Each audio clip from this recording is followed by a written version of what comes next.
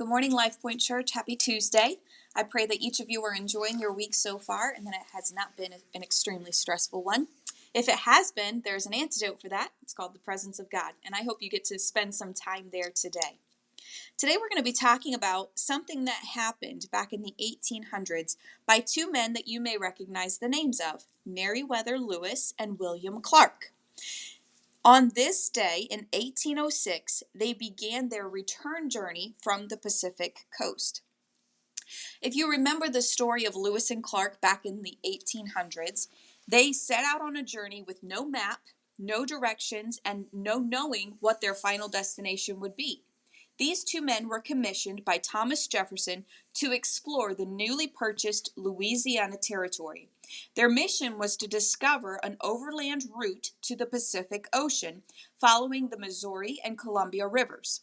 What a huge task to accomplish pretty much by foot across the entire American continent. More than a year later, the expedition stood on the beaches of the Pacific Ocean near the mouth of the Columbia River. It took them a very long time to get across the land. With winter soon to arrive, the expedition set up camp and waited for spring before setting out for home. So on March 23rd, the expedition started back up the Columbia and headed homeward. So they spent a winter there from May to about March before they headed home. When Lewis and Clark started out, they didn't know where they were going to end up. They didn't know what they might encounter. They only had their mission and their supplies. That reminds me of somebody. In Genesis 12:1, the Lord said to Abram, "Go out from your land, your relatives, and your father's house to the land I will show you." All he had was his surroundings. All he had was his supplies and the word, the promise from God, and he left. What an amazing act of faith.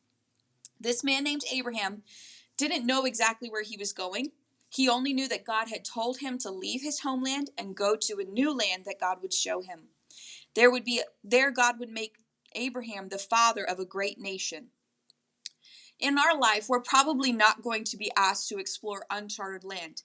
If you've got the inkling to explore uncharted land, you can open Google Maps and view satellite imagery or even street-to-street imagery of a new country. You can go anywhere you want without leaving your computer room. But God may lead you to unknown places in the spirit or in your life or in things that you face. Like Abraham, you need to serve him in that place. Walk with trust and obedience.